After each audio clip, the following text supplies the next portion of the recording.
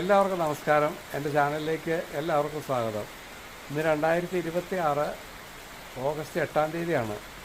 സ്വർണത്തിന് കഴിഞ്ഞ ഒരാഴ്ചയായിട്ട് ഗ്രാമിന് 700 രൂപയിലധികം വില വർദ്ധിച്ചിട്ടുണ്ട്. ഇന്നിപ്പോൾ 13,965 നിൽക്കുന്നത്.